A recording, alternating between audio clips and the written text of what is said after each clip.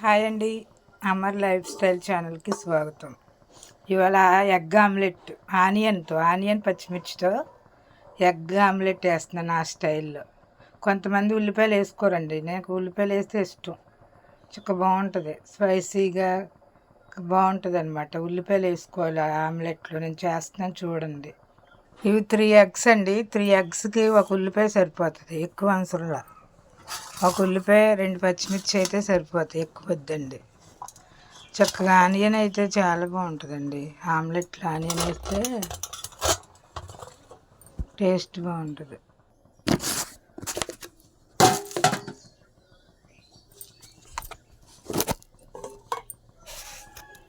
Salt కొంచెం,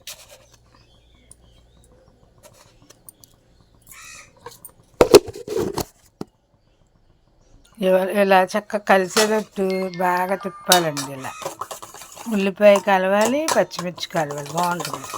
సిమ్లో పెట్టే వేయాలండి ఆమ్లెట్. సిమ్లో పెట్టకపోతే ఉల్లిపాయ ఉడకదు, సిమ్లో పెట్టాలి చక్కగా. నాకు కుటుంబ బాధ్యతలు బాగా తెలుసండి. చిన్నప్పటి నుంచి నాకు అంత అనుభవం ఎక్కువ. నేను దేనికి నామోషిగా ఫీల్ అవును. నేను కూలి పనులకు కూడా వెళ్ళా, ఊడుపులకి వెళ్ళా. మా సైడు ఉడుపులు అంటారు, మరి మీకు ఏమంటారు తెలియదు. ఉడుపులకి వెళ్ళా, కలుపులకి వెళ్ళా, వరిచేలో పత్తి పని అండి. అది క్రాస్ చేతే దూది తయారవుద్ది, ఆ పనికి వెళ్ళాను. మొక్కజొన్న పొత్తులు ఇరవడానికి వెళ్ళాను. పొద్దుతిరుగుడు క్రాస్ చేయడానికి వెళ్ళా, అవి క్రాస్ చేతే గింజలు తయారవుతాయి. కోత తప్ప నేను అన్నిటికి వెళ్ళానండి. స్కూల్కి వెళ్తానే సెలవులు వచ్చినప్పుడు పొలం పనులకి వెళ్ళా. మా అంత రిచ్ కాదండి, మాది మిడిల్ క్లాస్ ఫ్యామిలీ. కష్టపడితే తిన్నట్లేదు. నేను ఎప్పుడు నామోషిగా ఫీల్ అవునండి.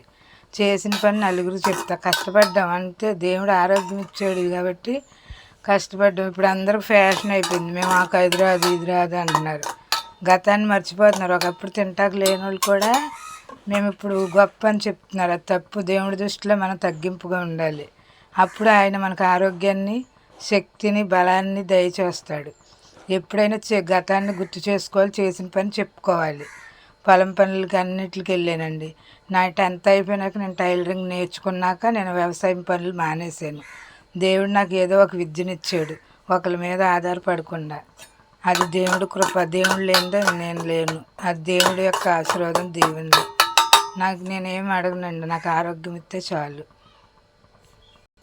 ఆమ్లెట్ వేయడానికి ఆయిల్ తక్కువ పోయండి, ఎప్పుడు ఎక్కువ వేయొద్దు. ఆయిల్ ఎక్కువైతే ఎగిటిగా ఉంటుంది, తినలేము. ఆయిల్ తక్కువ వేయండి.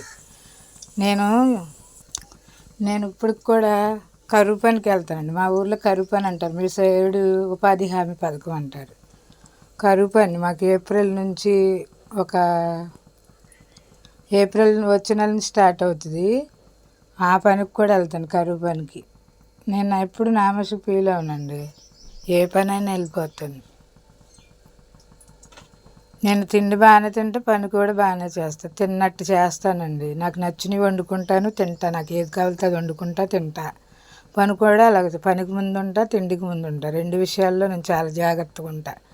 ఏది ఎలాగున్నా కానీ ముందు ఆరోగ్యం చూసుకోవాలి. ఆరోగ్యం చూసుకున్నాకే, తిన్నాకే ఆరోగ్యం. ఎప్పుడు తినకుండా ఆరోగ్యం ఎలా వస్తుంది? అందుకే నచ్చినవి వండుకుంటా, తింటా. నేను దేనికి సిగ్గుపడను. నేను 10th చదివి సబ్జెక్టులు మిగిలిపోయినాయండి, అయినా స్కూల్ మొహం చూడలే.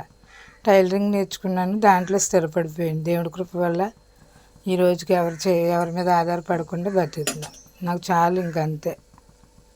సిమ్లో పెట్టి వండాలండి ఆమ్లెట్. ఉల్లిపాయలు బాగా ఉడికితాయి. మాకు చిన్నప్పటి నుంచి కూడా మాకు తిండికి లోటు లేదండి. అప్పుడు నాన్ వెజ్, మాంసం చేపలు, ఇప్పుడు మాంసం చేపలు. దేవుడి కృప వల్ల మాకు అప్పుడు ఇప్పుడు కూడా తిండి విషయంలో లోటు లేదండి. ఆస్తులు అంటే సంపాదించడం మాకేం లేవు, కానీ అప్పుడు బాగానే తిన్నాం, ఇప్పుడు బాగానే తింటున్నాం. అప్పుడు ఇప్పుడు కూడా మాకు లోటు లేదు. దేవుడి కృప వల్ల మాకు తిండి విషయంలో లోటు లేదు. నా ఛానల్ నచ్చితే లైక్ చేయండి, షేర్ చేయండి, సబ్స్క్రైబ్ చేసుకోండి. నాలాగా మీరు కూడా ఆమ్లెట్ వేసుకుని తినండి.